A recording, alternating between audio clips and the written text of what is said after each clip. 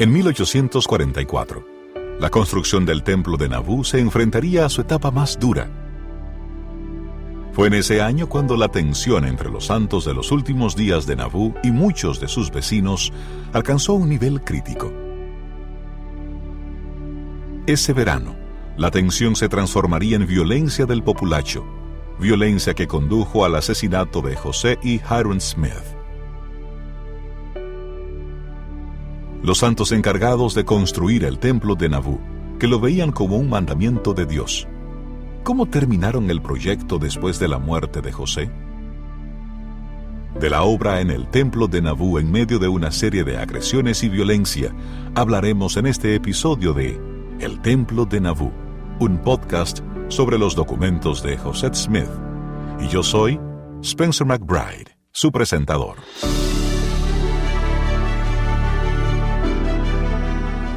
Episodio 6. Martirio, dedicación y éxodo.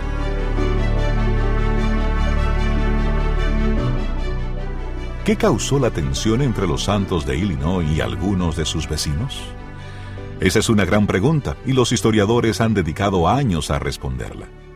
Intentaré dar una respuesta resumida. Esa tensión se debió a varios motivos, pero en resumen, el crecimiento de la comunidad de los santos de los últimos días puso nerviosos a algunos residentes de Illinois, especialmente a los que vivían en el condado de Hancock, donde se encuentra Nabú. Temían lo que consideraban una combinación de poder religioso y cívico en Nabú, y les preocupaba la concentración del poder político y económico en el condado a medida que esa ciudad crecía. Muchos creían que José Smith tenía demasiado control, que tenía demasiado poder. Esas inquietudes se vieron agravadas por la práctica de los santos de votar en bloque por candidatos políticos que creían que protegerían sus derechos. Y como Illinois estaba tan dividido entre los dos partidos políticos principales en las elecciones estatales, los santos, a pesar de ser una pequeña minoría, jugaron un papel clave al determinar quiénes ganaban las elecciones más reñidas. Además, la singular combinación de poderes en el estatuto de la ciudad de Nabú preocupaba a algunos residentes de Illinois. ¿Recuerdan cuando hablamos de este estatuto en el episodio 1? Pues bien, mientras que José y otras personas consideraban esos poderes necesarios para proteger sus derechos de ciudadanía, especialmente como minoría religiosa, y para evitar que se repitiera la persecución que sufrieron en Missouri, los críticos creían que el estatuto ponía a José por encima de la ley. Finalmente, muchos de esos críticos de José Smith y de la Iglesia se unieron y formaron un partido que llamaron el Partido Antimormón. Y juntos decidieron expulsar a los santos del estado, tal como lo había hecho el populacho en Missouri. Pero detrás de todas esas razones para sentir hostilidad por los santos en Illinois, se encontraban los prejuicios religiosos. Los antimormones, aun cuando expusieron sus preocupaciones seculares, como el posible dominio económico y el voto en bloque, se burlaban de las creencias de los santos de los últimos días. Decían que era una religión falsa y llamaban fanáticos a los santos. Estas eran tácticas comunes en los Estados Unidos del siglo XIX. Era una forma de justificar la violencia ilegal, de decir que los populachos que formaban no perseguían a una minoría religiosa, sino que en realidad estaban eliminando una amenaza para la sociedad democrática. Pero en realidad, esos prejuicios religiosos influyeron en muchas de las preocupaciones más seculares de los antimormones. Con el aumento de la tensión en el condado de Hancock, Illinois, José y otros líderes de la Iglesia deliberaban en consejo regularmente sobre la mejor forma de proceder. ¿Cómo podían proteger mejor a los santos? Esas medidas potenciales incluían marcharse del estado de Illinois y los Estados Unidos de América por completo. Jeffrey Majas, historiador del proyecto Los Documentos de José Smith, explica. Durante varios meses antes de su muerte, José Smith y muchos de los líderes de la iglesia se dieron cuenta de que se les estaba acabando el tiempo en Illinois. Aquel lugar había sido un refugio para ellos durante un tiempo, Pero la continua oposición de sus vecinos en Missouri, así como la creciente hostilidad en el condado de Hancock y los condados vecinos en Illinois, estaba llevando a estos hombres a darse cuenta de que necesitaban buscar un hogar en otro lugar. No podían pretender quedarse allí para siempre. Así que, entre febrero y marzo, comenzaron a planificar el envío de hombres al oeste, al territorio de Oregón, al territorio mexicano de Alta California, a algún lugar de las montañas rocosas o más al oeste, a algún lugar donde los santos pudieran tener un hogar en el oeste. Estos y otros planes acabaron en una organización que se conoce como el Consejo de los 50, porque fueron poco más de 50 hombres los que se sumaron a esta organización. El Consejo de los 50 estudió muchas posibilidades. Enviaron a un miembro a Washington, D.C. para averiguar sobre la posibilidad de que los santos construyeran fuertes para los Estados Unidos en el territorio de Oregón y permitir que los santos se trasladaran al oeste con ese fin. Investigaron un poco la posibilidad de instalarse en el vasto territorio de Alta California en el oeste y también se plantearon fundar una colonia de santos en Texas, que era un proyecto particular de los santos que habían estado recogiendo madera para el templo de Nauvoo en Wisconsin, a quienes les preocupaba que los echaran de sus tierras y, como alternativa, dijeron que todos debían ir a Texas. Todos estos planes fueron objeto de consideración. Sin embargo, a pesar de lo seriamente que Joseph Smith y otras personas se plantearon marcharse de los Estados Unidos, fueron igual de serios al buscar maneras de permanecer de forma segura en Nauvoo, o al menos mantener una parte de la iglesia en esa ciudad. Para lograrlo, los líderes de la iglesia reconocieron que necesitaban la protección del gobierno de los Estados Unidos. Y fue así como José y otras personas pusieron en marcha diferentes iniciativas. Por ejemplo, José anunció su candidatura a la presidencia de los Estados Unidos en enero de 1844. El Consejo de la Ciudad solicitó al Congreso que Nauvoo se convirtiera en una ciudad federal, lo que le otorgaría un estatus similar al de Washington, D.C., y por tanto, conllevaría la protección federal. Los santos solicitaron al Congreso que nombrara a Joseph Smith general del ejército, para proteger a los ciudadanos que se trasladaban al oeste, hacia Oregón y California, una medida que, de nuevo, permitiría la protección federal de los santos. Pero todas esas medidas eran difíciles de llevar a cabo, y todas fracasarían, pero reflejan lo desesperada que se estaba volviendo la situación en Nauvoo. Sin embargo, en medio de todo esto, los santos continuaron construyendo el templo. Y a medida que la construcción se acercaba a su culminación, eso fue algo que tal vez los animó.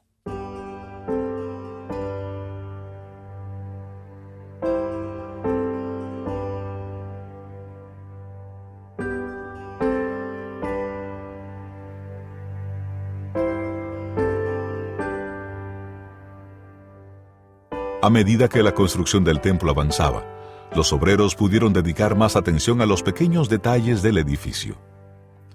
Entre esos detalles se encuentran las piedras del sol, la luna y las estrellas, talladas en los muros exteriores del templo.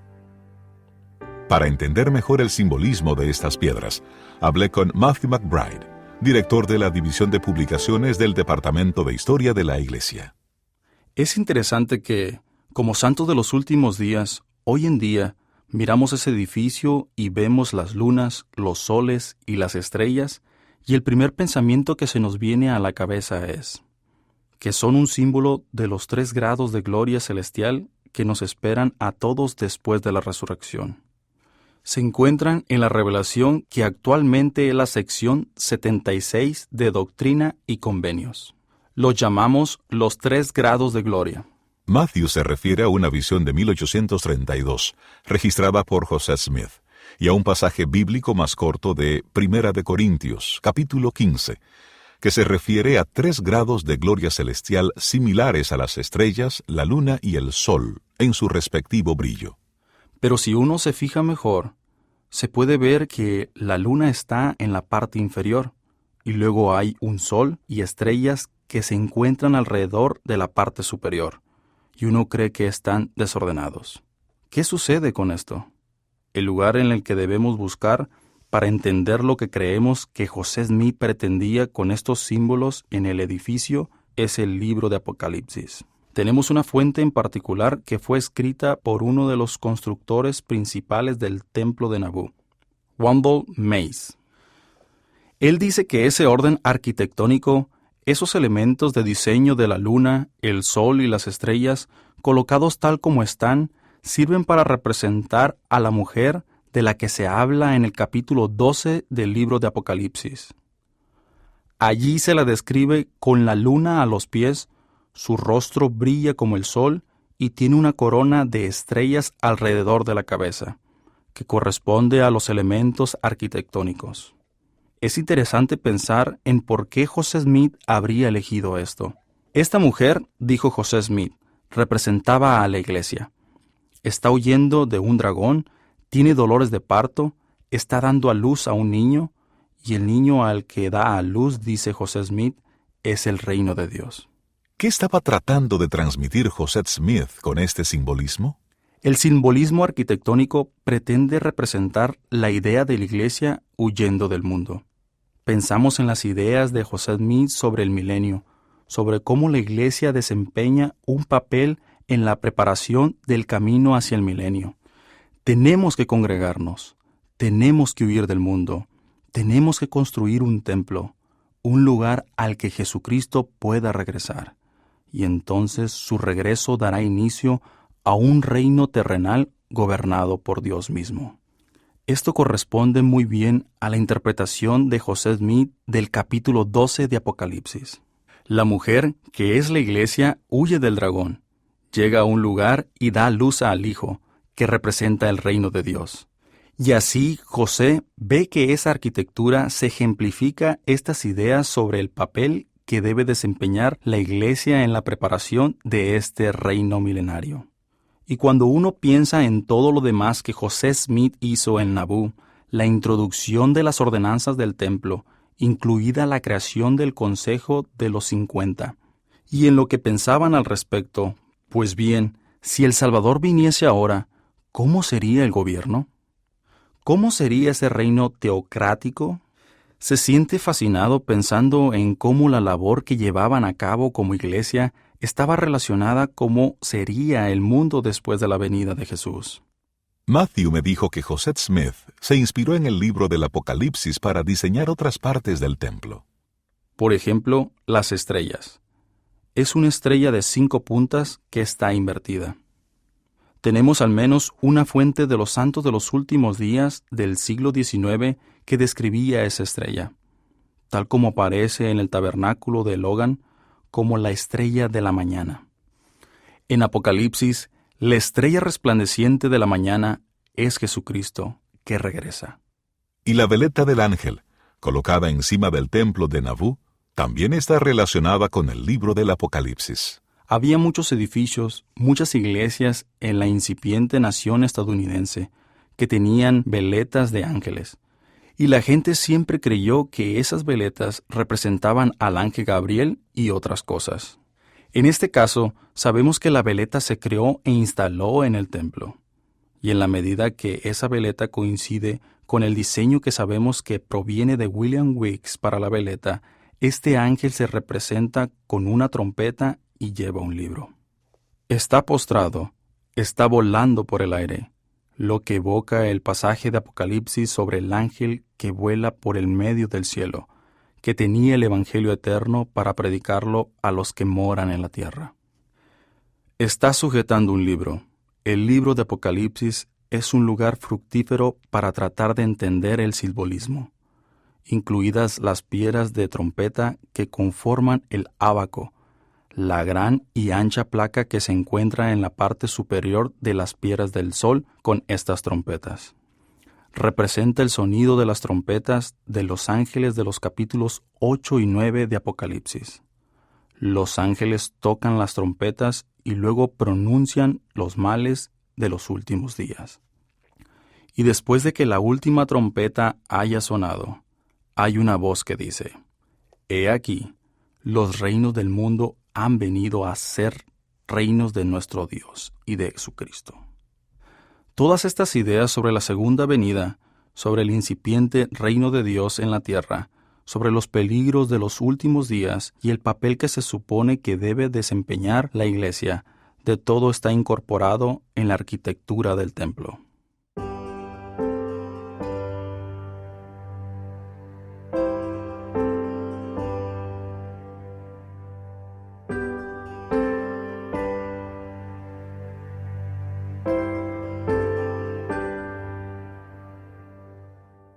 Los visitantes de Nabú solían hacer comentarios sobre el templo y su arquitectura. En mayo de 1844, José mostró la ciudad a dos invitados prominentes, Josiah Quincy y Charles Francis Adams, de Massachusetts. En su diario, Quincy registró su fascinación con el rostro que un obrero estaba tallando en una de las piedras del sol. Joseph Smith y los santos estaban orgullosos del templo y esperaban con anhelo el día de su culminación. Lamentablemente, Joseph Smith no viviría para ver ese día.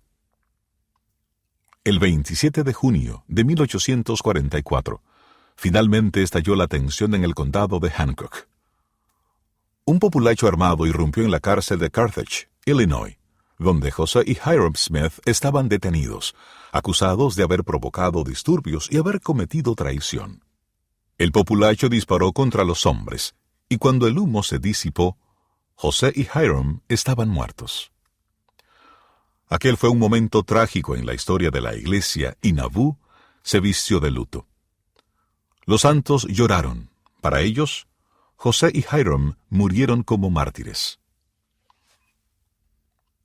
El martirio es un acontecimiento histórico tan importante que podría ser objeto de un podcast totalmente diferente. Pero en la historia del templo de Nabú, el martirio resultó ser un punto de inflexión.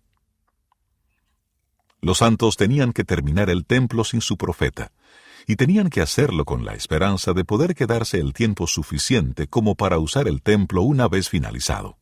La muerte de José y Hiram Smith interrumpió la construcción del templo durante un breve tiempo. Sin embargo, aceleró las cosas a largo plazo. El historiador Alex Smith explica cómo ocurrió esto. No hay duda de que el asesinato de José y de Hiram paralizó de inmediato la construcción del templo. Se nos dice que durante varias semanas inmediatamente después del martirio, no se hizo ningún trabajo en el templo. Si mal no recuerdo, el libro de horarios de los trabajadores solo refleja que se pagó a los vigilantes durante las semanas siguientes al martirio. Pero si el martirio generó o no un sentimiento de urgencia, es una buena pregunta. Creo que ya a principios de 1844 se sabía que Nabú había dejado de ser un hogar para los santos a largo plazo. El Consejo de los 50 ya estaba buscando un lugar fuera de los Estados Unidos para que los santos se trasladaran en masa. La muerte de José probablemente recalcó el hecho de que no eran bienvenidos allí. Pero en lo que respecta a generar un sentimiento de urgencia, creo que los santos entendieron con la construcción del templo en 1844 y 1845 que se iban a marchar, que estaban a punto de hacerlo. Pero a medida que se apresuraban a terminar el templo, los líderes de la iglesia también tenían que saber a dónde podían trasladarse para estar seguros. Jeffrey Majas lo explica. Durante un tiempo, muchos santos de los últimos días estuvieron divididos y en desacuerdo sobre lo que debían hacer. Algunos de ellos, como James Emmett, que había estado al tanto de algunas de las conversaciones del Consejo de los 50, dijo: «Se acabó, el tiempo de Nabú ha terminado, me voy de aquí». Y lideró a poco más de 100 santos hacia el oeste, en medio de la nada, en un viaje desafortunado tratando de encontrar refugio en el oeste.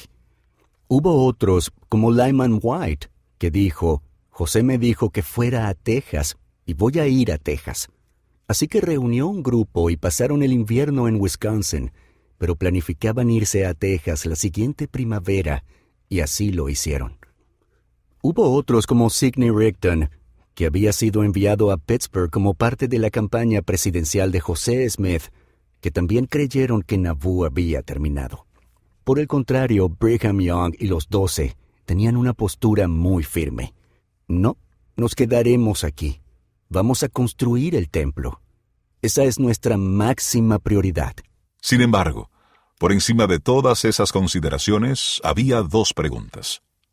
¿Cuánto tiempo les quedaba en Nauvoo? ¿Y sería suficiente para terminar el templo? En enero de 1845, la oposición estatal contra los Santos iba en aumento y llevó a la legislatura estatal de Illinois a revocar el estatuto municipal de Nauvoo. En ese momento, los Santos estaban muy preocupados por lo que les iba a pasar. Consideraban su estatuto un baluarte de libertad, algo que los protegía de las agresiones antimormonas. Con el estatuto tenían su propio sistema judicial, tenían su propia unidad de milicia, y ahora habían sido despojados de todo aquello y sentían este temor. ¿Qué sería lo próximo que les iba a pasar? Durante este período, el 24 de enero de 1845, Brigham Young y otros se reunieron en el templo y oraron para saber si debían permanecer en Nauvoo el tiempo suficiente como para terminar la construcción. Brigham registró en su diario que la respuesta que recibieron fue sí. Y desde ese momento, nadie dudó ni cuestionó esa decisión. Se quedaron, pasara lo que pasara, y terminaron el templo de Nauvoo. Durante todo este tiempo hubo amenazas de oposición. Hombres como Lyman White o Sidney Rigdon, quienes dieron la espalda a Nauvoo y creyeron que el templo era un esfuerzo fallido. Hubo rumores de que estos hombres iban a tratar de destruir el templo, a tratar de detener el trabajo de alguna manera.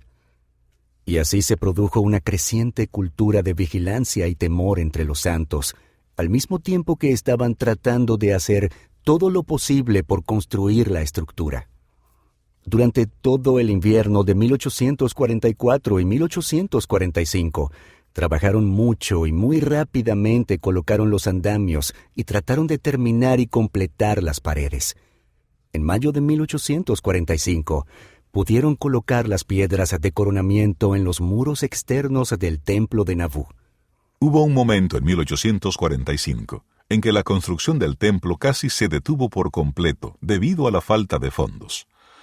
Pero entonces, un converso italiano llamado Giuseppe Taranto o Joseph Toronto, como prefirió ser llamado en los Estados Unidos, ofreció su ayuda. Donó $2,600 en oro, todos los ahorros de sus años de trabajo como marinero. Era casi todo lo que tenía, y su inmenso sacrificio permitió continuar la construcción del templo en un momento crítico.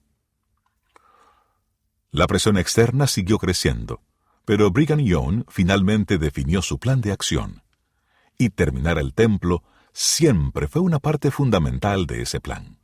A lo largo de ese otoño, siguieron haciendo planes para completar la estructura, y el templo tuvo probablemente uno de los períodos más productivos en la historia de su construcción, mientras los santos se apresuraban por finalizarlo. Al mismo tiempo, una vez que se les revocó el estatuto, Brigham Young, los 12 y otros líderes de la iglesia reconocieron una vez más que no podían quedarse allí para siempre.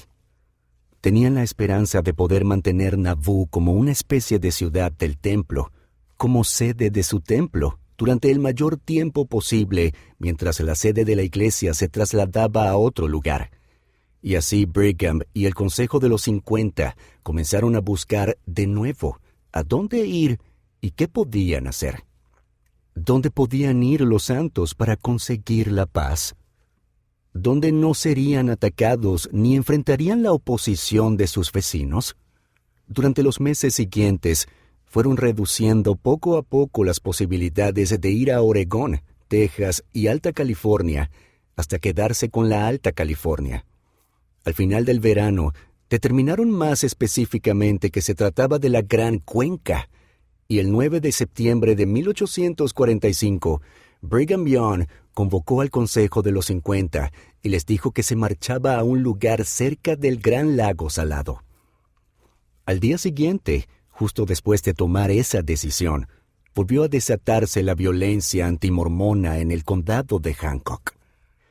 Un grupo de atacantes comenzó a quemar las casas de los santos de los últimos días que vivían en otras partes del condado, lejos de la ciudad. Y durante un mes se libró una guerra civil abierta entre los santos de los últimos días y los antimormones en el condado de Hancock. Esa violencia solo terminó cuando Brigham y los santos declararon públicamente sus intenciones de abandonar el estado en la primavera siguiente, y la milicia estatal acudió para tratar de mantener la paz entre las dos partes enfrentadas. Cuando llegó la noticia de que los antimormones habían aceptado que los santos abandonaran el estado, Brigham y el Consejo de los 50 se alegraron, porque los antimormones desconocían algo importante. Ya habían previsto marcharse, pero seguían teniendo la esperanza de poder terminar el templo. Y en noviembre, a finales de noviembre, el templo estaría lo suficientemente completo como para poder terminar el piso del ático y dedicarlo. Y el 10 de diciembre de 1845 comenzarían a efectuar ordenanzas dentro del templo de Nabú.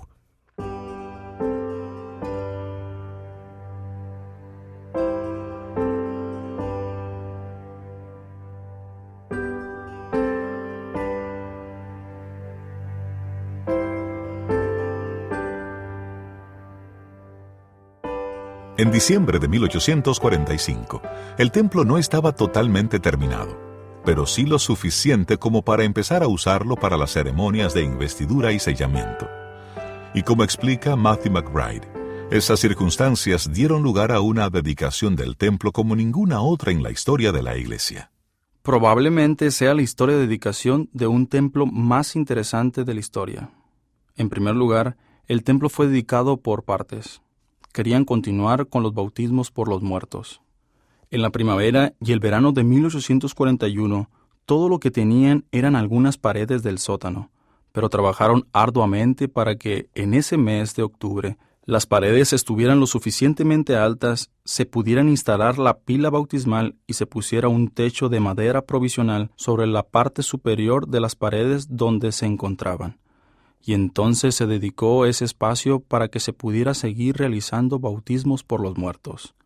El trabajo continuó y llegó el otoño de 1845, momento en el que el templo estaba lo suficientemente terminado como para comenzar a efectuar la investidura en el templo y presentarla a un gran número de miembros de la iglesia.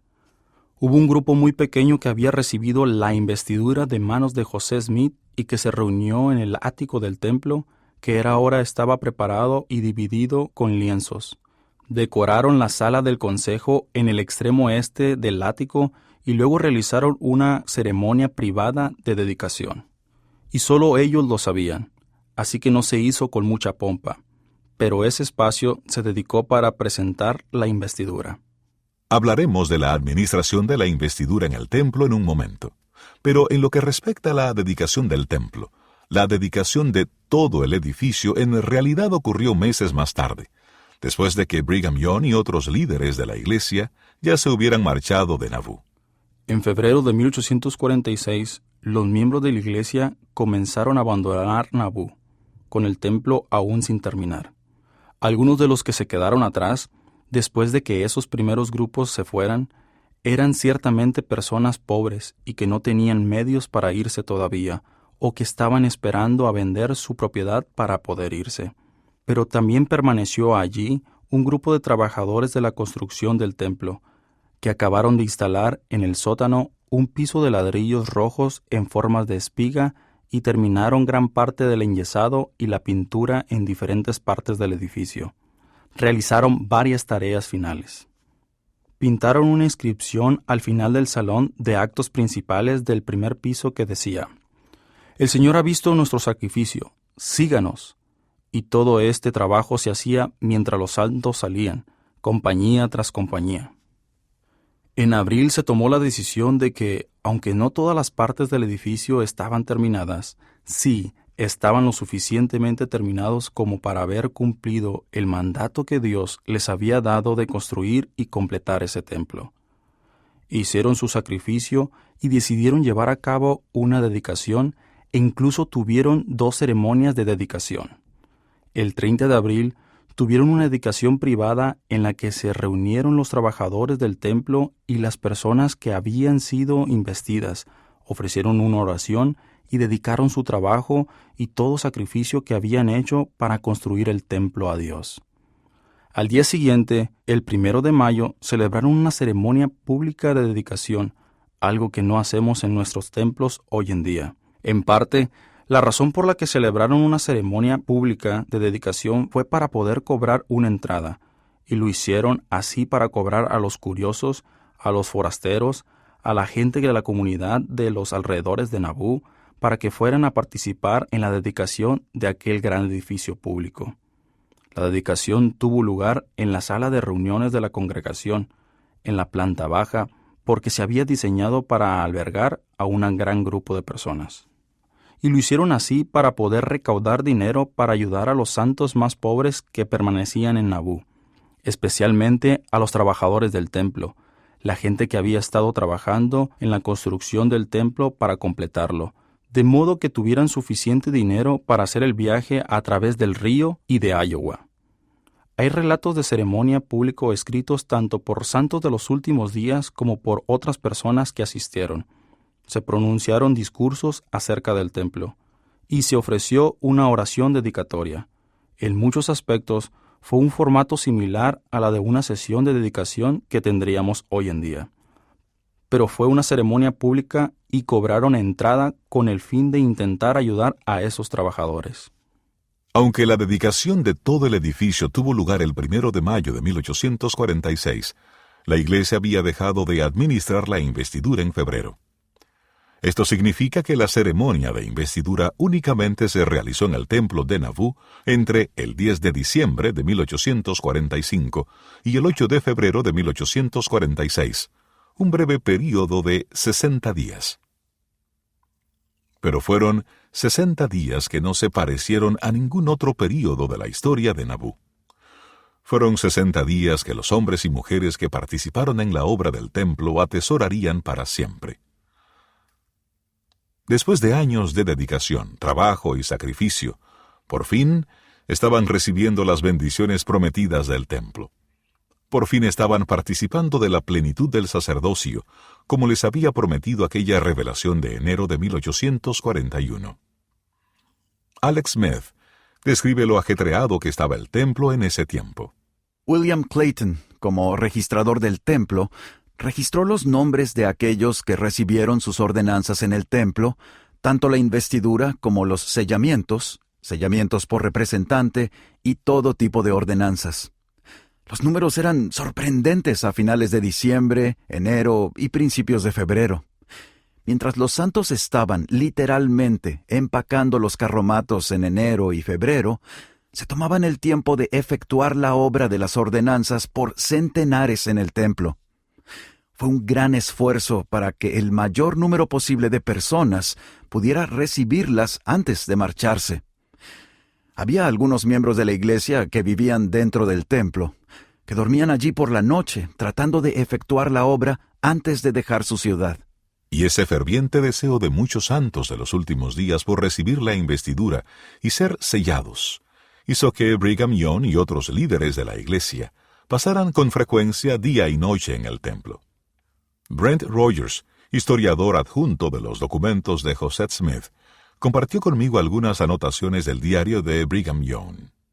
Los líderes santos de los últimos días comenzaron a administrar las ordenanzas a principios de diciembre de 1845.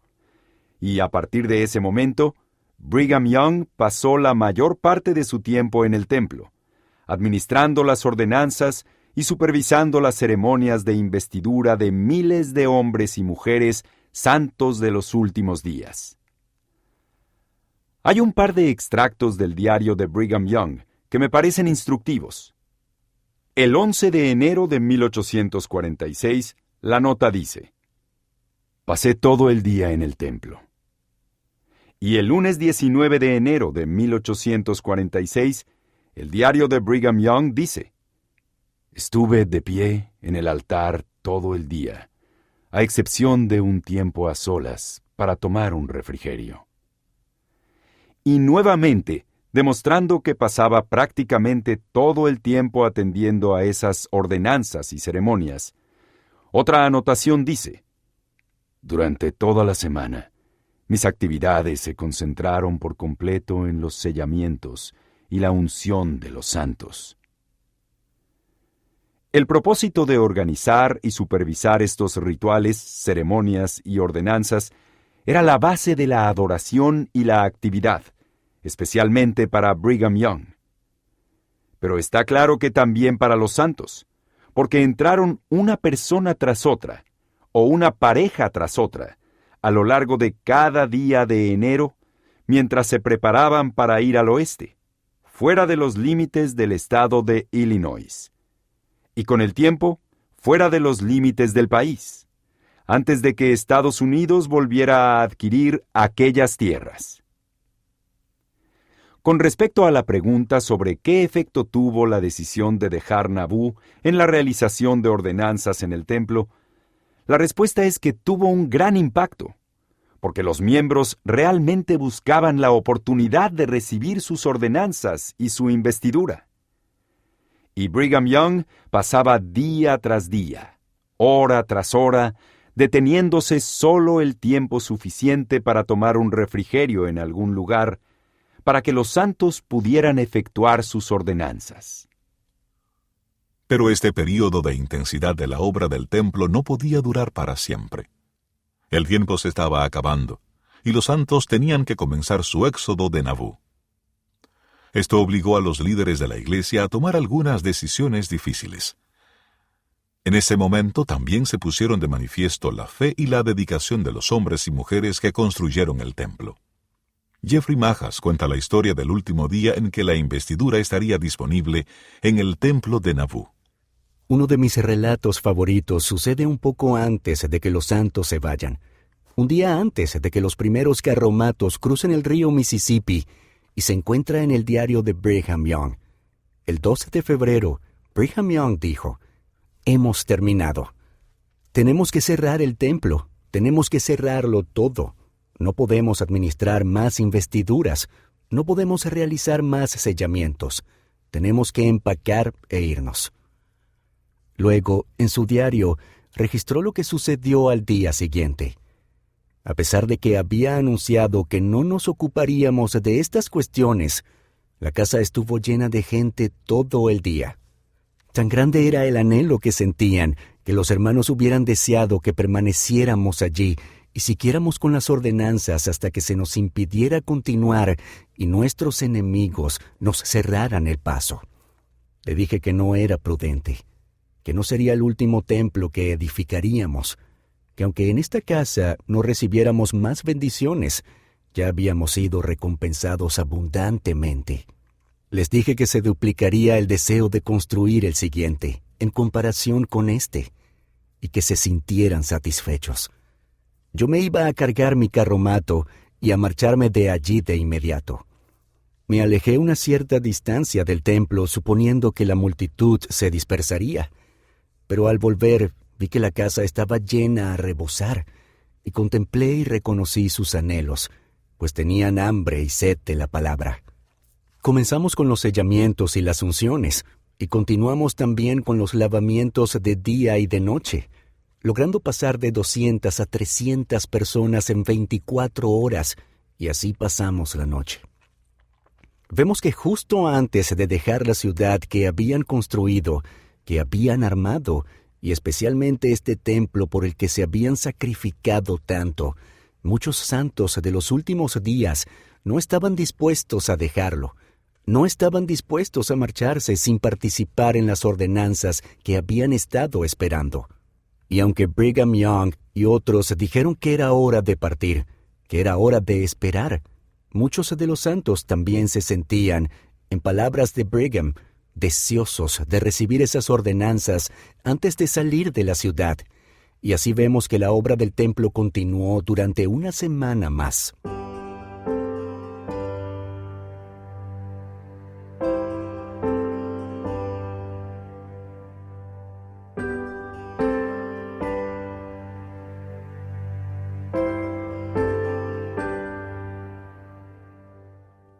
Finalmente, los santos se marcharon de Nabú.